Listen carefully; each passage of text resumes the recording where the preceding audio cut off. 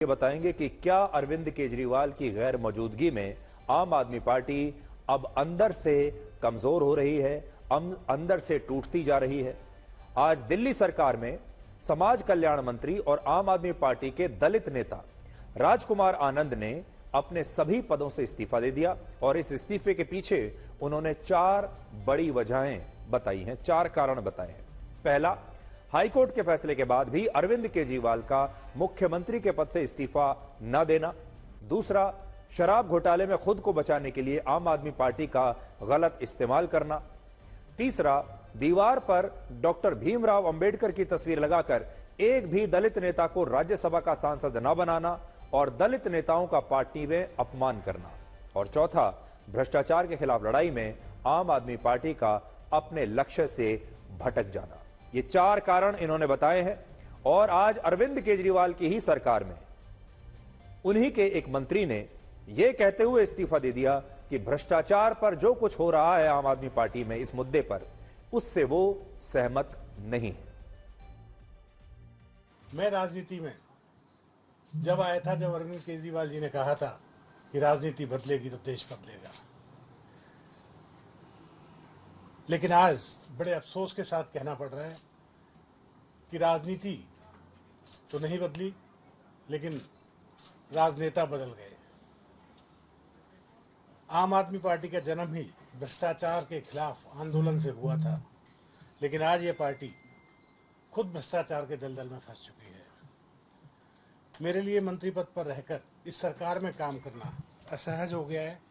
मैं अब इस पार्टी, इस सरकार और अपने मंत्री पद से इस्तीफा दे रहा हूं, क्योंकि मैं इन भ्रष्ट आचरणों में अपना नाम नहीं जुड़वाना चाहता। मैं नहीं समझता कि हमारे पास शासन करने की कोई नैतिक ताकत बच गई है।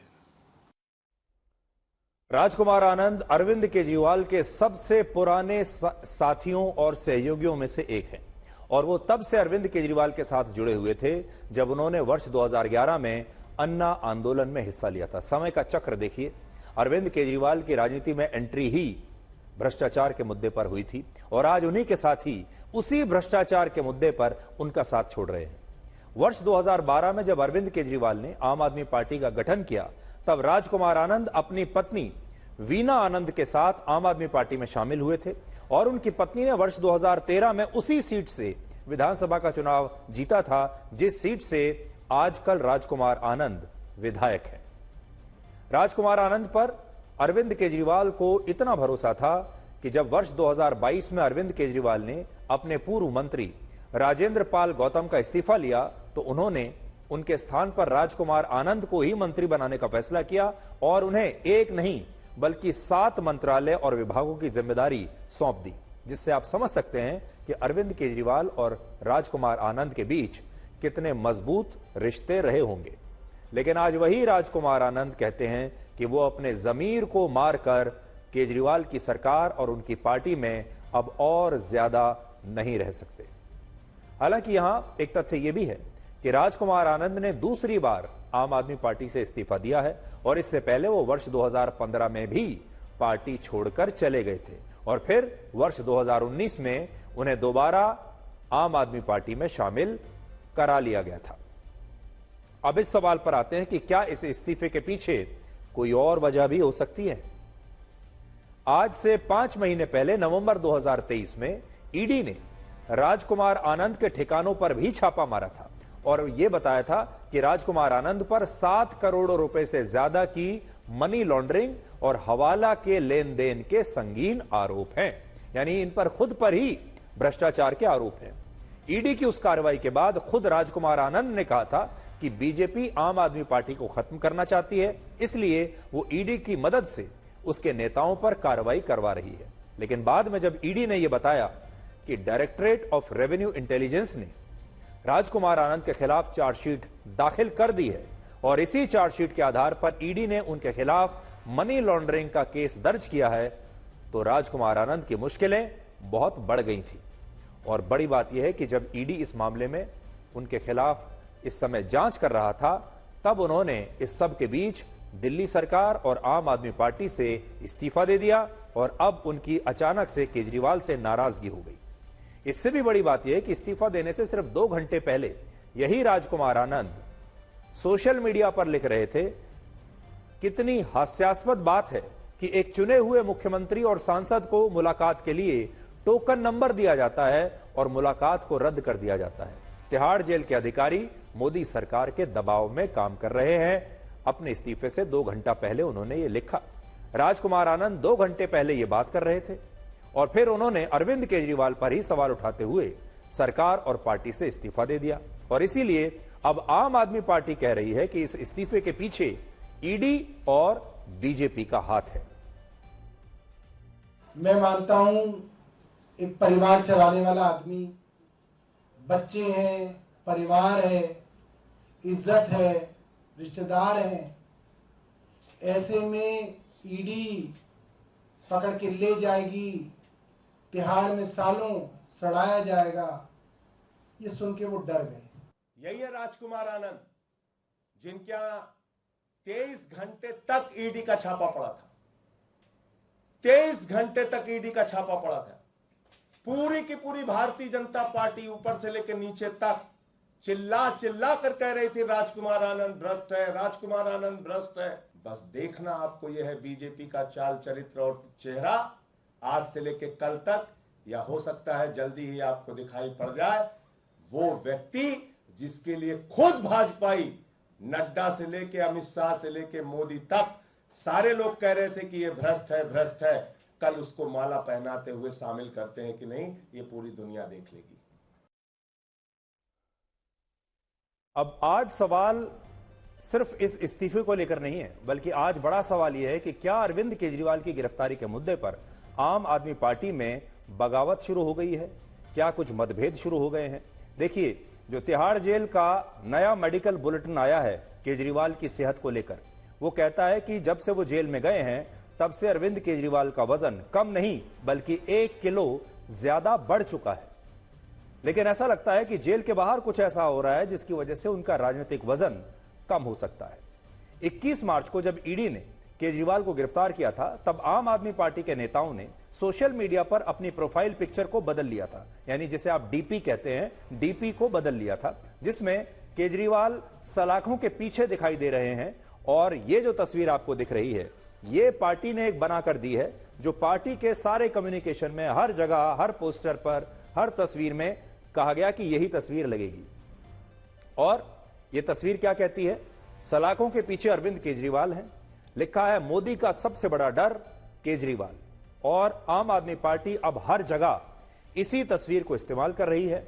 और आम आदमी पार्टी के जो नेता हैं, उन्होंने सोशल मीडिया पर जो उनकी डीपी है, अपनी डीपी की जगह उन्होंने केजरीवाल के समर्थन में ये डीपी लगा ली है। लेकिन बहुत सारे नेता ऐसे हैं जिन्होंने अभी तक अपने डीपी में ये तस्वीर नहीं लगाई है, और इससे थोड़ी हैरानी होती है। अब देखिए कौन कौन लोग हैं जिन्होंने, जो आम आदमी पार्टी के सांसद हैं लेकिन उन्होंने अपनी डीपी नहीं बदली है। देखिए 10 में से 8 राज्यसभा सांसद ऐसे हैं जिन्होंने अपनी डीपी नहीं बदली है, और इस समय उनकी डीपी क्या है वो तस्वीर मैं आज आपके लिए लेकर आया हूं। देखिए, हरभजन सिंह जो मशहूर क्रिकेटर हैं, उन्होंने अपनी डीपी नहीं बदली, विक्रमजीत सिंह साहनी ने नहीं बदली, संजीव अरोड़ा, एनडी गुप्ता, स्वाति मालीवाल ने भी अभी तक अपनी डीपी नहीं बदली है, अशोक कुमार मित्तल ने नहीं बदली, संजय सिंह जो आम आदमी पार्टी के नेता हैं, उन्होंने भी अपनी डीपी नहीं बदली है। हालांकि अपनी डीपी में उन्होंने अपनी और केजरीवाल की फोटो लगा रखी है, लेकिन वो फोटो नहीं लगाई जो पार्टी ने लगाने के लिए कहा है। संत बलबीर सिंह, उन्होंने भी अपनी डीपी चेंज नहीं की है। किसने चेंज की है? राघव चड्डा, उन्होंने अपनी डीपी बदल ली है। संदीप पाठक जो अरविंद केजरीवाल के बड़े करीबी माने जाते हैं, उन्होंने भी अपनी डीपी चेंज कर ली है। और मोदी का सबसे बड़ा डर केजरीवाल। लेकिन बड़ा पॉइंट यह है कि अब भी आम आदमी पार्टी के सांसद ऐसे हैं जो डीपी चेंज नहीं कर रहे हैं। इसके 2 मतलब हो सकते हैं। एक तो हो सकता है इग्नोरेंस, मतलब उन्हें पता ही नहीं है, उनका सोशल मीडिया हैंडल शायद कोई और इस्तेमाल कर रहा होगा, कोई और टीम देख रही होगी और उसने एक आप कह सकते हैं कि गलती से अभी तक अपनी डीपी उन्होंने ऐसी छोड़ दी होगी। दूसरा यह भी हो सकता है कि वो अरविंद केजरीवाल की उस डीपी को नहीं लगाना चाहते, जो ज्यादा चिंताजनक बात है। अब देखिए, आपको याद होगा हाल ही में बीजेपी के नेताओं ने खुद को मोदी का परिवार बताते हुए अपने ट्विटर हैंडल को और अपने तमाम डीपीज को बदल लिया था। जब मोदी जी ने ये नारा दिया था, मोदी का परिवार जब आया था, तो आज आप देखेंगे आज कि बीजेपी के जितने बड़े नेता हैं और कार्यकर्ता हैं, सब ने अपनी डीपी बदल रखी हैं और सब ने अपनी डीपी में नाम के साथ लिखा है मोदी का परिवार। और यह स्वाभाविक भी है, जब ऐसा कुछ होता है तो पार्टी के नेता खुद को एकजुट दिखाने के लिए सोशल मीडिया पर अपने प्रोफाइल बदल लेते हैं, सोशल मीडिया पर अपनी तस्वीर, अपने डिस्प्ले पिक्चर सब बदल लेते हैं। लेकिन आम आदमी पार्टी में अभी ऐसा नहीं हुआ है। अब सोचिए, अगर आम आदमी पार्टी के सांसद और बड़े बड़े नेता ही केजरीवाल के लिए सोशल मीडिया पर अपनी प्रोफाइल पिक्चर नहीं बदल रहे हैं, तो फिर इस पार्टी में उनकी गिरफ्तारी को लेकर नेताओं की क्या राय होगी, इसका अंदाजा लगाया जा सकता है। हो सकता है कि ये बगावत अभी ऊपरी स्तर पर दिख ना रही हो, लेकिन भविष्य में इसके नतीजे सबको दिख सकते हैं और कुछ भी हो सकता है। अब हमारी ये रिपोर्ट देखने के बाद दो ही चीजें हो सकती हैं, या तो ये सारे नेता तुरंत अपनी गलती को सुधार लेंगे और अरविंद केजरीवाल की तस्वीर वाली डीपी लगा लेंगे, और या फिर नहीं भी लगाएंगे। अगर तब भी नहीं लगाते हैं तो इसका मतलब यह है कि वो अरविंद केजरीवाल की इस बात से सहमत नहीं है। इस पूरे घटनाक्रम के बीच आज दिल्ली की एक अदालत ने अरविंद केजरीवाल की उस याचिका को खारिज कर दिया है जिसमें उन्होंने हफ्ते में 2 की जगह 5 बार, यानी 2 बार की जगह 5 बार अपने विधायकों से जेल में मुलाकात करने की अनुमति मांगी थी। अदालत ने अपने फैसले में कहा कि अरविंद केजरीवाल उसे यह बताने में नाकाम रहे कि वो हफ्ते में 5 बार अपने वकीलों से क्यों मिलना चाहते हैं और कहीं वो इन मुलाकातों का उपयोग किसी और उद्देश्य के लिए तो नहीं कर रहे हैं। यानी वो मुकदमे की आड़ में जेल से सरकार चलाने की तो कोशिश नहीं कर रहे हैं और हफ्ते में 5 दिन अपने वकीलों से मिलने की मांग शायद इसलिए तो नहीं कर रहे हों। और यह बात कहते हुए कोर्ट ने अरविंद केजरीवाल की याचिका को खारिज कर दिया और केजरीवाल ये चाहते थे कि उन्हें हफ्ते में 5 बार अपने वकीलों से मिलने की इजाजत दी जाए ताकि वो अपना केस अच्छी तरह से लड़ सकें। लेकिन अदालत को ऐसा लगा कि शायद वो वकीलों से अपनी इस मुलाकात का दुरुपयोग कर सकते हैं, इसका किसी और चीज के लिए प्रयोग कर सकते हैं। इस फैसले के बाद अब अरविंद केजरीवाल पर इस्तीफा देने का दबाव और बढ़ गया है, क्योंकि बड़ी बात यह है कि जब उन्हें ना तो अपने विधायकों से मिलने की इजाजत मिल रही है, ना मंत्रियों से मिलने की इजाजत मिल रही है, ना अफसरों से मिलने की इजाजत मिल रही है और ना ही अपने वकीलों से मिलने की इजाजत मिल रही है, तो फिर वो जेल में रहते हुए सरकार चलाएंगे कैसे।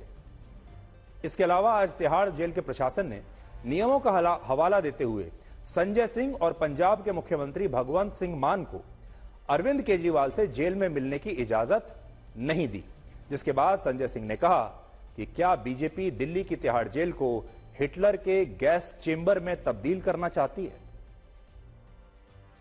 लीगल मुलाकात होती है तो आप जान के हैरान हो जाएंगे, 8-10 पुलिस वाले उस लीगल मुलाकात में उनको घेरे खड़े रहते हैं। बताइए दुनिया के किस नियम में लिखा हुआ है? वकील से अगर बात करेगा उसका मुवक्किल तो उस दौरान उसकी बातचीत को कोई सुन नहीं सकता, यह जेल का नियम है। और बावजूद इसके आप 8-10 पुलिस वालों को अगल बगल खड़ा कर देते हैं। तो आप करना क्या चाह रहे हैं? क्या दिल्ली की तिहाड़ जेल को आप हिटलर के गैस चैम्बर में तब्दील करना चाहते हैं? तो ये जो अभी आपने देखा संजय सिंह जहां बैठकर प्रेस कॉन्फ्रेंस कर रहे थे, मैं दोबारा से आपको तस्वीर दिखाता हूं और आप देखिए संजय सिंह के पीछे अब वही तस्वीर लगी हुई है जहां अरविंद केजरीवाल सलाखों के पीछे दिखाई दे रहे हैं। और अब आम आदमी पार्टी पूरे देश में हर जगह इसी तस्वीर का प्रचार करेगी, हर जगह इसी तस्वीर का प्रयोग करेगी और यह बताएगी कि कैसे बीजेपी की सरकार ने, मोदी सरकार ने अरविंद केजरीवाल को सलाखों के पीछे डाल के रखा हुआ है और कैसे उन पर अत्याचार हो रहे हैं। बस बात सिर्फ इतनी सी है कि संजय सिंह ने खुद अपनी डीपी में यह तस्वीर नहीं लगाई है और अपनी डीपी में उन्होंने अभी अपनी ही तस्वीर लगाई हुई है केजरीवाल के साथ। इसलिए अब हो सकता है कुछ घंटों में वो अपनी डीपी चेंज कर ले। इस राजनीति के बीच तिहाड़ जेल ने, वहां के प्रशासन ने आज यह बताया है कि पिछले 5 दिनों में अरविंद केजरीवाल का वजन 1 किलोग्राम बढ़ चुका है। 1 अप्रैल को जब केजरीवाल तिहाड़ जेल आए थे तब उनका वजन था 65 किलोग्राम और अब उनका वजन हो गया है 66 किलोग्राम। जबकि आम आदमी पार्टी ने पिछले दिनों यह आरोप लगाया कि केजरीवाल के खिलाफ जेल में साजिश हो रही है। उनका वजन 4.5 किलोग्राम कम हो चुका है और उनकी तबीयत बहुत खराब है।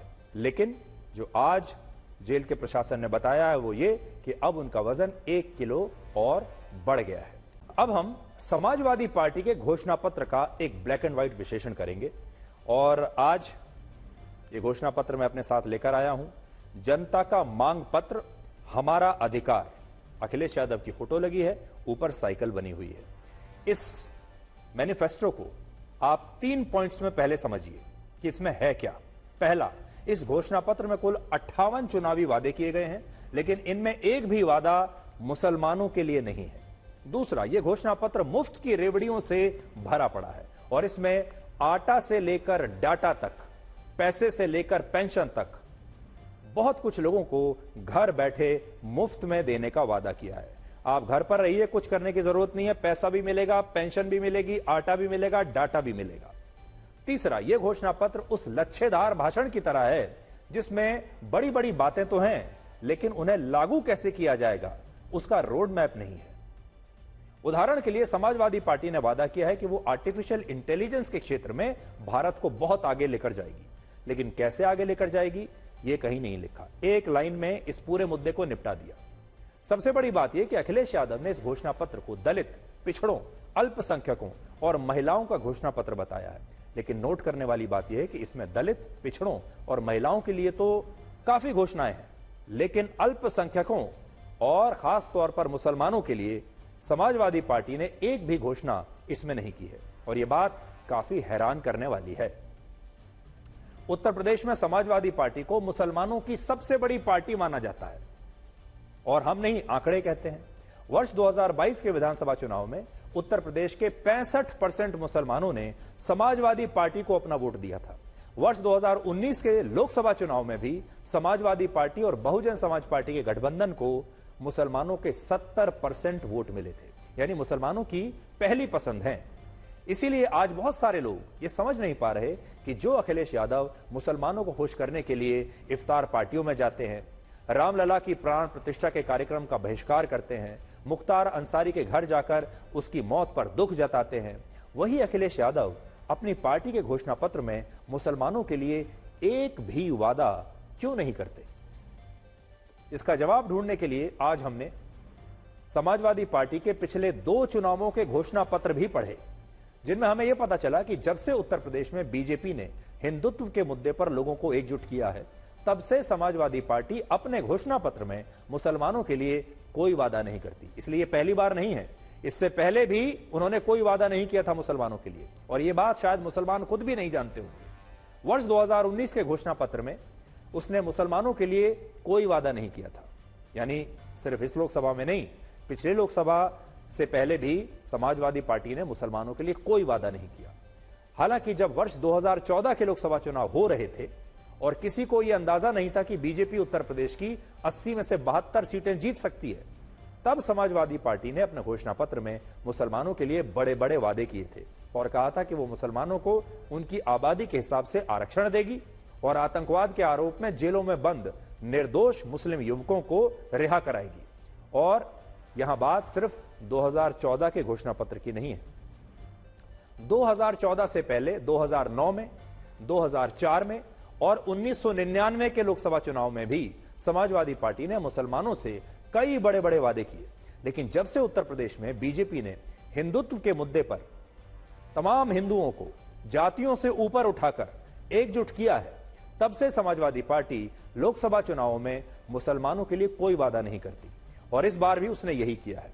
और हमें लगता है कि उत्तर प्रदेश के 20% मुस्लिम वोटर्स को आज ये बात जरूर याद रखनी चाहिए। ज्यादातर देखिए होता यह है कि वोटर्स घोषणा पत्र पढ़ते ही नहीं है, लेकिन आज हम हमारे देश के जो मुस्लिम वोटर्स हैं और जो समाजवादी पार्टी के वोटर्स हैं, जो उन्हें वोट डालते हैं मुस्लिम वोटर्स, हम चाहते हैं कि वो ये जान लें कि इस घोषणा पत्र में उनके लिए एक भी घोषणा नहीं की गई है।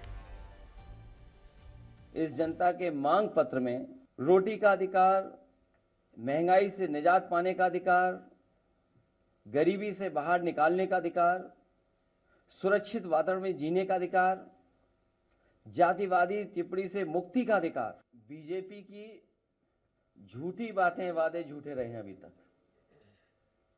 अब ये चुनाव है, जनता हिसाब किताब लेगी भारतीय जनता पार्टी के झूठ का और झूठे वादों का। अब आपको दिखाते हैं कि इस घोषणा पत्र में आटा से लेकर डाटा तक और घर बैठे पैसे से लेकर पेंशन तक बहुत कुछ लोगों को मुफ्त में देने का वादा किया गया है। मुफ्त के वादों से भरा हुआ है। जैसे जिन किसानों के पास 2.5 एकड़ से कम भूमि है या जो भूमिहीन किसान हैं, उन्हें हर महीने घर बैठे 5,000 रुपए की पेंशन दी जाएगी। सभी किसानों के लिए कर्ज माफी को लागू किया जाएगा। सभी किसानों के कर्ज माफ कर दिए जाएंगे। मुफ्त राशन में अब गेहूं नहीं मिलेगा, बल्कि गेहूं की जगह पिसा हुआ आटा मिलेगा। तो ये एक नई सोच है अखिलेश यादव की कि गेहूं नहीं बल्कि अब आपको आटा दिया जाएगा। जिस परिवार के पास राशन कार्ड है उसे 500 रुपए तक का मोबाइल फोन का इंटरनेट डेटा मुफ्त में दिया जाएगा, यानी 500 रुपए का मोबाइल डेटा मुफ्त। पूरे देश में युवाओं को मुफ्त लैपटॉप दिए जाएंगे। गरीब महिलाओं को हर महीने 3,000 रुपए की पेंशन मिलेगी। असंगठित क्षेत्र के श्रमिकों के लिए 10 लाख रुपए का बीमा और हर महीने 5,000 रुपए पेंशन देने के लिए नई योजना लागू होगी। हर महीने 5,000 रुपए पेंशन। असंगठित क्षेत्र के इन्हीं श्रमिकों को हर महीने 500 रुपए भी सम्मान निधि के रूप में दिए जाएंगे। मनरेगा योजना में मिलने वाली मजदूरी को बढ़ाकर 450 रुपए कर दिया जाएगा और रेलवे और सरकारी बसों के किराए में भी वरिष्ठ नागरिकों को, सीनियर सिटीजन्स को छूट दी जाएगी। इससे आप समझ सकते हैं कि अगर समाजवादी पार्टी जीत गई तो इस हिसाब से लोगों को उसकी सरकार में कुछ करने की, असल में कुछ काम करने की आवश्यकता ही नहीं पड़ेगी और लोगों को घर बैठे आटा भी मिलेगा, डाटा भी मिलेगा, पैसा भी मिलेगा, पेंशन भी मिलेगी, सब कुछ घर बैठे मुफ्त में मिल जाएगा। यह घोषणा पत्र ऐसे वादों से भरा पड़ा है जो सिर्फ हवाई है। उदाहरण के लिए समाजवादी पार्टी का वादा है कि वो वर्ष 2029 तक देश में गरीबी को पूरी तरह से मिटा देगी। क्वेश्चन पेपर लीक में होने वाले भ्रष्टाचार को पूर्ण रूप से समाप्त कर देगी, यानी इसके बाद कभी कोई क्वेश्चन पेपर लीक नहीं होगा, खत्म कर देगी इसको। गंगा और यमुना जैसी नदियों को प्रदूषण मुक्त कर देगी। आर्टिफिशियल इंटेलिजेंस के क्षेत्र में भारत को एक अग्रणी देश बना देगी। लेकिन यह सब होगा कैसे, ये इस घोषणा पत्र में नहीं बताया गया है और इससे आप समझ सकते हैं कि इस घोषणा पत्र में शायद बहुत सारी बातें लिख तो दी गई हैं, लेकिन अखिलेश जी ने यह नहीं बताया कि उनके पास रोड मैप कौन सा है, उनके पास योजना क्या है और क्या रणनीति है कि वो ऐसा करेंगे। 5,000 रुपए अगर सबको देंगे घर बैठकर, 500 रुपए का डेटा अगर सबको देंगे मुफ्त में, तो ये पैसा आएगा कहां से। हालांकि इस घोषणा पत्र में मोदी सरकार की नीतियों के विरोध को सबसे ज्यादा प्राथमिकता दी गई है और इस संबंध में इस पार्टी ने कई बड़े वादे किए हैं, वो भी देख लीजिए। जैसे मोदी सरकार की अग्निवीर योजना को समाप्त किया जाएगा। स्वामीनाथन आयोग की सिफारिशों के तहत सभी फसलों पर किसानों को एमएसपी की कानूनी गारंटी दी जाएगी। वर्ष 2025 तक देश में जातिगत जनगणना कराई जाएगी। वर्ष 2025 तक दलित, आदिवासी और पिछड़े वर्ग के खाली पड़े सभी सरकारी पदों पर भर्तियां की जाएंगी और लोकसभा और राज्यों की विधानसभा में महिलाओं को 33% आरक्षण देने का कानून अगले 2 वर्षों में ही लागू कर दिया जाएगा। यह मोदी सरकार का वही कानून है जो 2029 के बाद लागू होना है, जो महिला आरक्षण का है, लेकिन समाजवादी पार्टी इसे 2026 तक ही लागू करने का वादा कर रही है और कह रही है कि राजनीति में महिलाओं की भागीदारी जल्द से जल्द 33% होनी चाहिए। तो इसके एक दावे को तो हम आज ही चेक कर लेते हैं। क्या आप जानते हैं कि इसी समाजवादी पार्टी ने अब तक उत्तर प्रदेश में जिन 40 से ज्यादा उम्मीदवारों का ऐलान किया है, उनमें सिर्फ 8 महिलाएं हैं। इनमें भी 1 महिला उम्मीदवार का नामांकन रद्द हो चुका है और बाकी की जो 7 महिला उम्मीदवार हैं, उनमें 4 महिला उम्मीदवार बड़े राजनीतिक परिवारों से आती हैं, जिनमें अखिलेश यादव की पत्नी डिंपल यादव का नाम भी है। लेकिन सोचिए, इसके बावजूद समाजवादी पार्टी यह वादा कर रही है कि वो महिला आरक्षण को लेकर बहुत गंभीर है। पार्टी ने आज ये अपना विजन डॉक्यूमेंट जारी किया है। ये दरअसल पूरा झूठ का एक पुलिंदा है। ये साम्राज्य जो हमारा समाज है उसको गुमराह करने के एजेंडे के साथ समाजवादी पार्टी हमेशा राजनीति करती है। और वो आप विजन डॉक्यूमेंट में अगर कोई पढ़ेगा तो उसे हंसी आएगी, जनता हंसेगी उस विजन डॉक्यूमेंट के पॉइंट्स पढ़ के। तो इस घोषणा पत्र में कुछ अधिकार दिए गए हैं लोगों को, जैसे गड्ढे मुक्त सड़कों पर चलने का अधिकार, 24 घंटे बिजली की आपूर्ति का अधिकार, बेहतर स्वास्थ्य पाने का अधिकार, सुविधा से एफआईआर दर्ज होने का अधिकार। इस तरह की बातें इसमें लिखी गई हैं, लेकिन यह होगा कैसे यह नहीं पता। एक लाइन में लिख दिया कि 2029 तक गरीबी का पूर्ण उन्मूलन कर दिया जाएगा, बस कैसे होगा यह नहीं पता। 2029 तक भूख से मुक्ति मिल जाएगी, कैसे होगा यह भी नहीं पता। बस एक एक लाइन में ये सारे ख्याल जो हैं वो सब डाल दिए गए हैं। अब आप ये देखिए कि जब विपक्षी दलों के घोषणा पत्र एक दूसरे से काफी अलग अलग हैं, उनमें घोषणाएं अलग अलग हैं, आंकड़े अलग अलग हैं, तो फिर ये चुनावों में जीतने के बाद देश की सरकार कैसे चलाएंगे। ये बात मैं क्यों कह रहा हूं कि एक ही मुद्दे पर कांग्रेस कुछ कह रही है, समाजवादी पार्टी कुछ कह रही है, डीएमके कुछ और कह रही है, अरविंद केजरीवाल की पार्टी कुछ और कह रही है। तो जब सरकार बनेगी मान लीजिए इनकी, तो फिर किस पार्टी का मैनिफेस्टो लागू होगा। जैसे कांग्रेस का वादा है कि वो भूमिहीन किसानों को, भूमिहीनों को जमीन देगी, जबकि समाजवादी पार्टी का वादा है कि भूमिहीनों को हर महीने 5,000 रुपए की पेंशन देगी। अब पेंशन दी जाएगी या जमीन दी जाएगी, यह कैसे तय होगा। कांग्रेस कहती है कि वो नीट की परीक्षा की समीक्षा करेगी, लेकिन डीएमके ने वादा किया है कि वो नीट की परीक्षा को खत्म ही कर देगी। समाजवादी पार्टी कहती है कि वो हर गरीब महिला को 3,000 रुपए की मासिक पेंशन देगी। कांग्रेस कहती है कि वो गरीब परिवार की एक महिला को जो हर महीने 8,333 रुपए देगी, और आम आदमी पार्टी कहती है कि वो हर महीने गरीब महिलाओं को 1,000 रुपए देगी। तो आखिरकार अगर मान लीजिए इंडिया गठबंधन की सरकार बनती है तो गरीब महिलाओं को कितना पैसा मिलेगा और किसकी बात मानी जाएगी।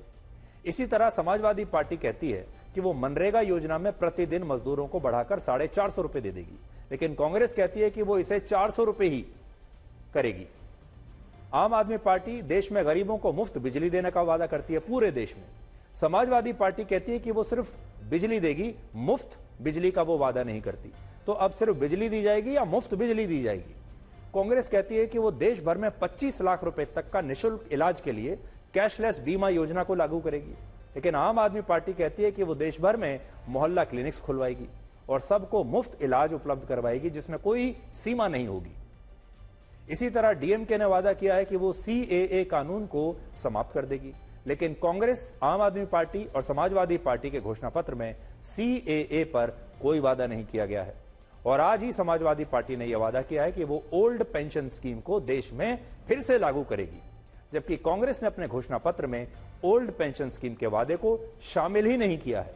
और यह इसलिए बहुत खास बात है क्योंकि कांग्रेस पार्टी ने ओपीएस के इसी मुद्दे पर हिमाचल प्रदेश और कर्नाटक का विधानसभा चुनाव जीता था, और तब इसकी वजह से हिमाचल प्रदेश में आर्थिक संकट पैदा हो गया था, और शायद इसी वजह से कांग्रेस ने इस वादे को अब अपने घोषणा पत्र से हटा दिया है।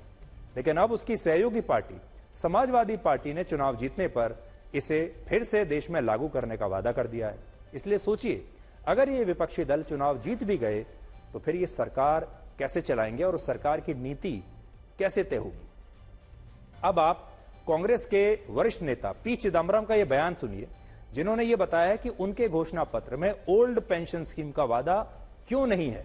और पी चिदम्बरम का यह बयान आज अखिलेश यादव जी को भी ध्यान से देखना चाहिए।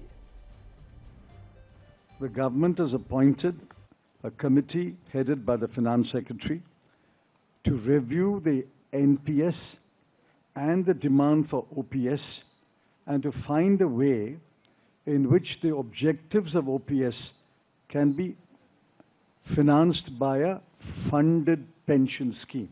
Now, a committee has been appointed under the Finance Secretary, and unless we receive the report of that committee and review it, it would be premature to take a stand on the OPS-NPS controversy. ऐसा कहा जा रहा है कि उत्तर प्रदेश में Samajwadi party ने इसलिए अपने घोषणा पत्र में मुसलमानों को लेकर कोई वादा नहीं किया क्योंकि ये काम उसकी तरफ से कांग्रेस पार्टी ने कर दिया था, और क्योंकि उत्तर प्रदेश में कांग्रेस और समाजवादी पार्टी एक साथ मिलकर चुनाव लड़ रहे हैं, इसलिए ये M+Y मॉडल अपने आप बन जाता है। और जो ये पॉलिटिक्स है, MY की पॉलिटिक्स, इसमें M का मतलब होता है मुसलमान, मुस्लिम, जिनके लिए कांग्रेस के घोषणा पत्र में बहुत सारे वादे हैं, और Y का मतलब होता है यादव, जिनके लिए समाजवादी पार्टी के घोषणा पत्र में बहुत सारे वादे हैं। तो मुसलमानों के लिए वादे कांग्रेस ने किए हैं, और Y यानी यादवों के लिए जो वादे हैं या जो दूसरे वर्ग हैं समाज के, उनके लिए समाजवादी पार्टी ने वादे किए हैं। उत्तर प्रदेश में मुस्लिम प्लस यादव का फॉर्मूला मुलायम सिंह यादव लेकर आए थे, और यह फॉर्मूला एक जमाने में बड़ा प्रभावशाली माना जाता था, क्योंकि उत्तर प्रदेश में लगभग 20% मुस्लिम वोट हैं और 8% यादव वोट हैं। तो 28% का वोट बैंक तो आपने सीधे इससे साध लिया। लेकिन यूपी की राजनीति में अब एक और MY फॉर्मूला स्थापित हो चुका है, और इस MY फॉर्मूले का मतलब है मोदी प्लस योगी। और इस MY फैक्टर को आप आज मोदी और योगी की इन नई तस्वीरों से समझिए, जिनकी पूरे देश में चर्चा हो रही है। इनमें पहली तस्वीर मेरठ में एक रैली की है, जिसमें मुख्यमंत्री योगी आदित्यनाथ भाषण देने के लिए प्रधानमंत्री मोदी के सामने से गुजरकर नहीं जाना चाहते थे, क्योंकि बड़ों के सामने से नहीं निकला जाता, बल्कि वो पीछे से घूमकर मंच पर जाकर खड़े होने की कोशिश करते हैं, खड़े हो जाते हैं। और इस तस्वीर में आपको ये दिखाई देगा कि मुख्यमंत्री योगी आदित्यनाथ प्रधानमंत्री मोदी का कितना सम्मान करते हैं, कितना आदर करते हैं। जैसे हमारे परिवारों में बड़ों का आदर किया जाता है, बुजुर्गों का आदर किया जाता है, उनके सामने से नहीं गुजरा जाता, उनके पीछे से जाते हैं, बिल्कुल ठीक वैसे ही योगी आदित्यनाथ ने मंच पर किया जब उनका भाषण देने का नंबर आया। तस्वीर आप देख सकते हैं, देखिए, फिर से आप देखिए, सामने से नहीं गए, बल्कि पूरा घूमकर मंच पर वो पीछे से प्रधानमंत्री मोदी के तब वो भाषण देने के लिए गए हैं। ये एक सम्मान दिखाने का, इज्जत देने का एक तरीका है, और जो लोग जो पारंपरिक भारतीय परिवारों से आते हैं वो इस बात को समझ सकते हैं। लेकिन अब आप दूसरी तस्वीर देखिए, जो उत्तर प्रदेश में ही पीलीभीत में हुई एक और रैली की है, जिसमें मुख्यमंत्री योगी आदित्यनाथ जब भाषण देने के लिए फिर से ऐसे ही पीछे से घूमकर जाने की कोशिश करते हैं, तो प्रधानमंत्री मोदी ने उनका हाथ पकड़ लिया और उनसे कहा कि आप आगे से ही निकल जाइए, घूमकर जाने की जरूरत नहीं है, आप आगे से जाइए। देखिए आप, ये मैं बड़ी स्क्रीन पर आपको दिखाता हूं। अब यहां देखिए, यहां पर प्रधानमंत्री मोदी ने उनकी बाह पकड़ी और कहा कि पीछे से जाने की आवश्यकता नहीं है, आप मेरे सामने से ही गुजर जाइए। और इन तस्वीरों की बड़ी चर्चा हो रही है, ना सिर्फ उत्तर प्रदेश में बल्कि पूरे देश में। और इन तस्वीरों से आप उत्तर प्रदेश के इस नए शक्तिशाली MY फैक्टर को समझ सकते हैं, यानी मोदी और योगी फैक्टर। हालांकि यह पहली बार नहीं है जब चुनावों से पहले प्रधानमंत्री मोदी और योगी आदित्यनाथ की ऐसी तस्वीरें वायरल हुई हैं। वर्ष 2022 में भी जब उत्तर प्रदेश में विधानसभा के चुनाव हुए थे, तब एक तस्वीर में प्रधानमंत्री मोदी ने योगी आदित्यनाथ के कंधे पर अपना हाथ रखा हुआ था, और यह तस्वीर भी उस समय बड़ी वायरल हुई थी। और लोगों ने इसका मतलब डबल इंजन से लगाया था कि ये दोनों नेता जो हैं, ये एक डबल इंजन की तरह उत्तर प्रदेश में काम करेंगे। अब उत्तर प्रदेश की बात अगर हो ही रही है, तो आपको एक और दिलचस्प खबर बताते हैं। उत्तर प्रदेश की अमेठी लोकसभा सीट का आपके लिए एक ब्लैक एंड व्हाइट विश्लेषण करते हैं। उत्तर प्रदेश की अमेठी लोकसभा सीट कांग्रेस के लिए एक प्रतिष्ठा वाली सीट है, क्योंकि हमेशा से गांधी परिवार का कोई ना कोई सदस्य यहां से लड़ता है। राहुल गांधी पिछले कई चुनावों से यहां से चुनाव लड़ते आ रहे हैं और पिछली बार हार गए थे। लेकिन कांग्रेस ने अभी तक यह नहीं बताया है कि इस बार अमेठी से कौन चुनाव लड़ेगा। लेकिन कांग्रेस की पूर्व अध्यक्ष सोनिया गांधी के दामाद और पार्टी महासचिव प्रियंका गांधी वाड्रा के पति रॉबर्ट वाड्रा लगातार खुलकर मीडिया में आकर यह इच्छा जता रहे हैं कि वो चुनाव लड़ना चाहते हैं, और वो बार बार अमेठी का नाम ले रहे हैं, जिससे यह चर्चा तेज हो गई है कि कहीं रॉबर्ट वाड्रा अमेठी से चुनाव लड़ने का सपना तो नहीं देख रहे हैं। मुझे लग रहा है कि वो चाहते हैं कि गांधी परिवार का कोई भी सदस्य वापस आए, वहाँ वो भारी बहुमत से जिताएंगे।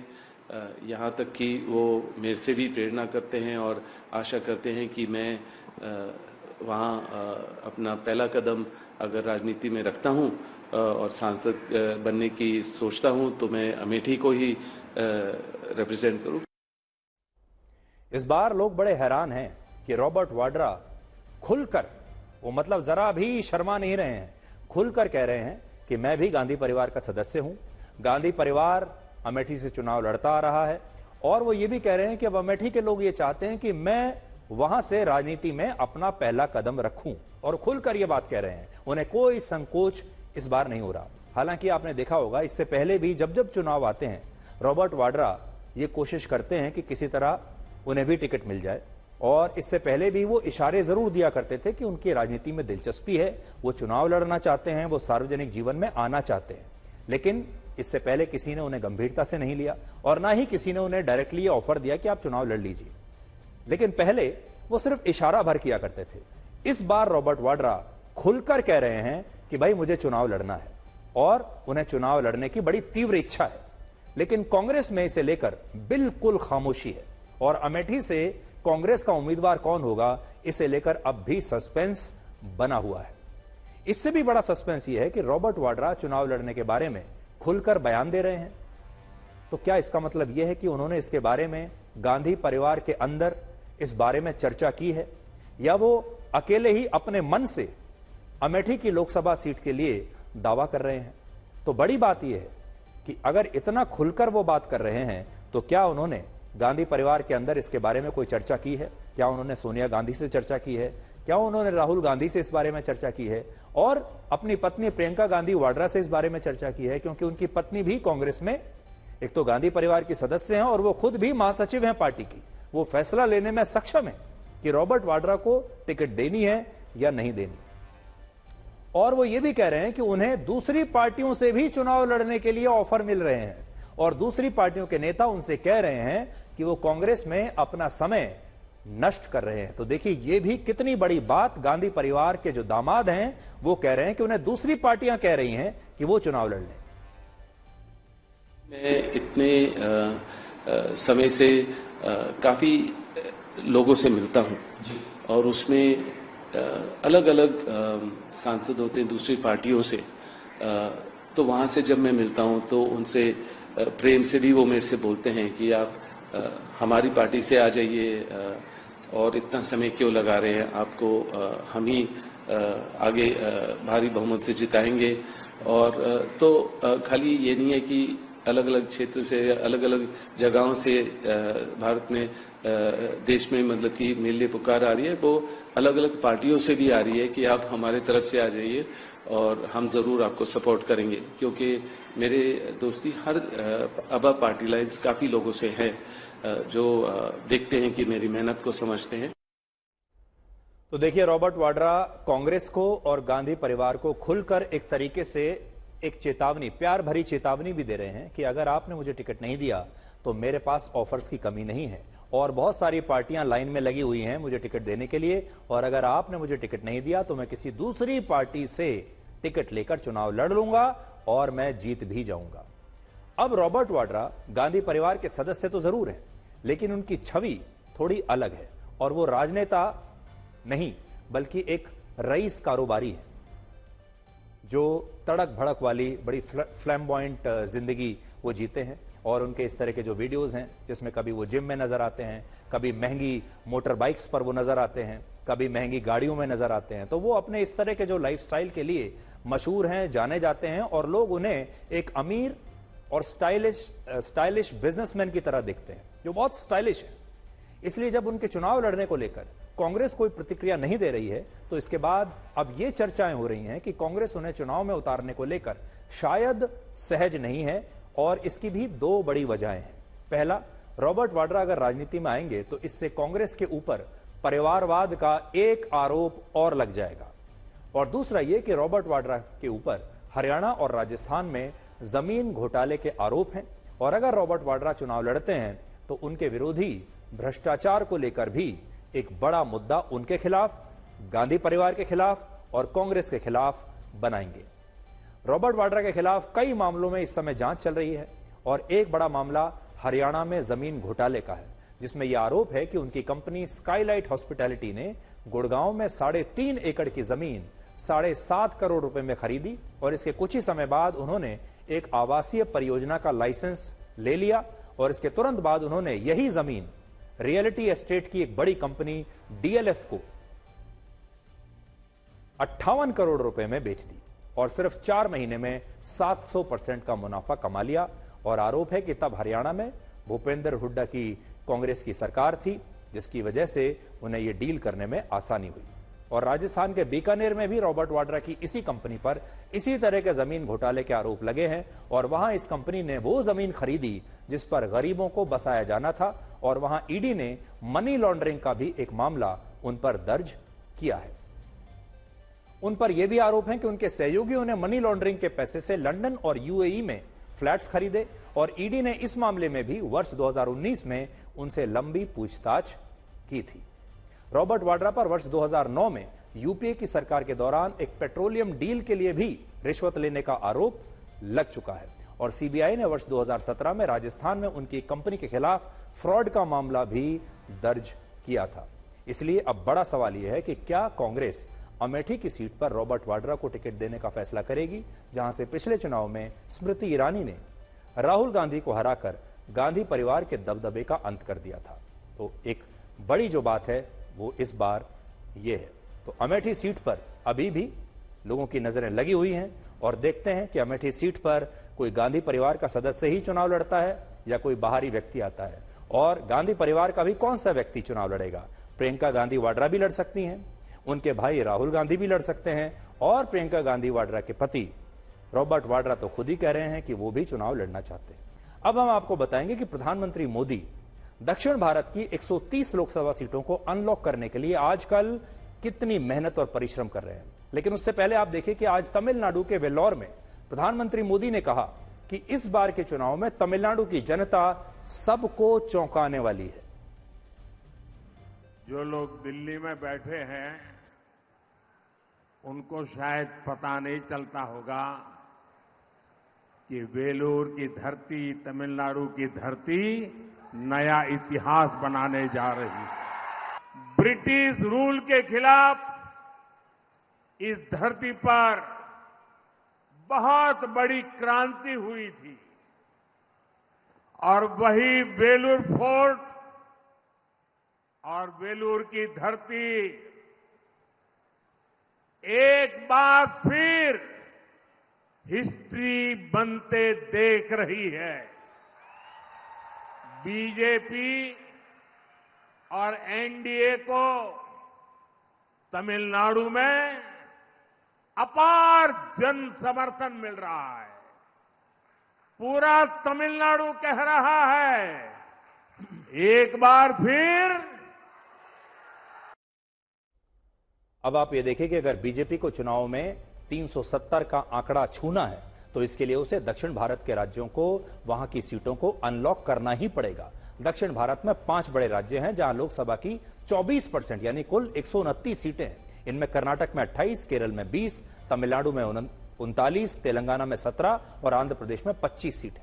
पिछली बार बीजेपी को इन 129 सीटों में 29 सीटें मिली थी और इन 29 में से भी 25 सीटें अकेले कर्नाटक से थीं और 4 तेलंगाना से थीं। लेकिन जिस तमिलनाडु, केरल और आंध्र प्रदेश में लोकसभा की 84 सीटें हैं अकेले इन 3 राज्यों में, वहां बीजेपी का खाता तक नहीं खुला था, यानी 84 में से एक भी सीट नहीं मिली। ये वो 3 राज्य हैं जिन्हें बीजेपी पिछली बार अनलॉक नहीं कर पाई थी। ये बीजेपी के लिए लॉक्ड है, ये ताला उन्हें खोलना पड़ेगा और इसीलिए प्रधानमंत्री मोदी इस बार इन राज्यों में सबसे ज्यादा मेहनत कर रहे हैं। प्रधानमंत्री मोदी ने 1 मार्च से 10 अप्रैल के बीच देश में 53 रैलियां की, जिनमें सबसे ज्यादा 17 रैली यानी 1/3 रैलियां उन्होंने सिर्फ दक्षिण भारत में की हैं, जिनमें तमिलनाडु और तेलंगाना में 5-5, कर्नाटक और केरल में 3-3 और आंध्र प्रदेश में 1 रैली की है। और इस बार बीजेपी सबसे ज्यादा मेहनत तमिलनाडु में कर रही है, जहां पार्टी के प्रदेश अध्यक्ष के अन्नामलाई हैं, जो कि एक नए युवा नेता माने जाते हैं। जिस तरह उत्तर प्रदेश में मुख्यमंत्री योगी आदित्यनाथ और प्रधानमंत्री मोदी के बीच एक अलग केमिस्ट्री दिखती है, वैसी ही जुगलबंदी तमिलनाडु में के अन्नामलाई और प्रधानमंत्री मोदी के बीच आजकल दिख रही है। और अन्नामलाई की वजह से ही इस बार बीजेपी ने तमिलनाडु में AIADMK के साथ गठबंधन नहीं किया। और इससे आप समझ सकते हैं कि प्रधानमंत्री मोदी इस बार तमिलनाडु में अन्नामलाई पर बहुत भरोसा करके चल रहे हैं। 39 वर्ष के अन्नामलाई ने IIM लखनऊ से MBA की है और एक दशक पहले तक वो एक मल्टीनेशनल कंपनी में नौकरी किया करते थे। इसके बाद उन्होंने ये नौकरी छोड़ दी और वो पहली बार में ही UPSC की परीक्षा पास करके IPS ऑफिसर बन गए। और पुलिस विभाग में उनकी लोकप्रियता इतनी थी कि एक बार जब उनका ट्रांसफर हुआ तो इसके खिलाफ बहुत सारे पुलिसकर्मी ही बेंगलुरु में धरने पर बैठ गए थे। के अन्नामलाई ने 10 वर्षों तक IPS की नौकरी की, फिर बाद में 2020 में वो बीजेपी में शामिल हो गए और अब बीजेपी ने उन्हें तमिलनाडु में ज्यादा से ज्यादा सीटें जिताने की जिम्मेदारी दी है। और प्रधानमंत्री मोदी ने उनके बारे में क्या कहा वो भी सुनिए। डीएमके सत्ता के अहंकार में डूबी हुई पार्टी है। जब डीएमके के एक बड़े नेता ने हमारे युवा नेता अन्नामलाई जी के बारे में पूछा गया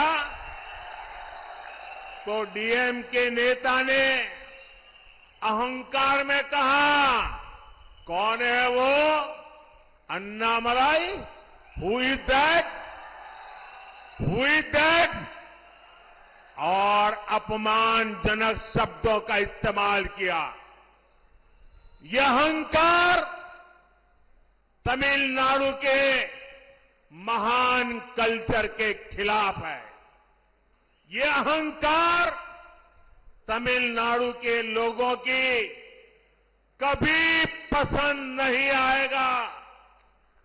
एक पूर्व पुलिस अफसर के लिए, बैकवर्ड क्लास से आने वाले युवा के लिए, ग्राउंड पर इतना काम करने वाले युवा के लिए जो शब्द डीएमके ने कहे हैं वही उसका असली कैरेक्टर है।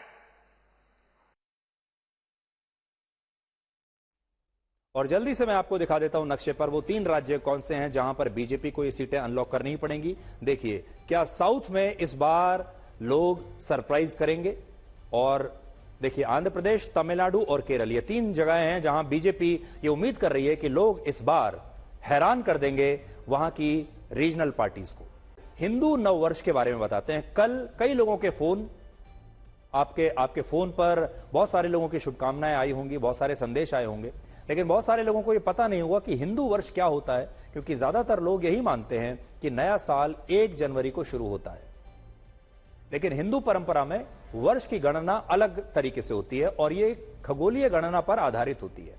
इस हिंदू कैलेंडर का नाम विक्रम संवत है और इसमें कल से नया हिंदू वर्ष 2081 शुरू हो चुका है, यानी हिंदू वर्ष अंग्रेजी के कैलेंडर से 57 वर्ष आगे है। इस कैलेंडर का नाम सम्राट विक्रमादित्य के नाम पर रखा गया है और विक्रम संवत उस दिन शुरू हुआ था जिस दिन सम्राट विक्रमादित्य ने उज्जैन पर हमला करके शकों को परास्त किया था और उस दिन से एक नए युग की शुरुआत की घोषणा हुई और इस तरह से विक्रम संवत की शुरुआत हुई थी। और कल नवरात्रि के साथ ही हिंदू परंपरा से नए वर्ष की शुरुआत हुई है। जीवन में अगर शांति की इच्छा है तो पहले इच्छा को शांत कीजिए।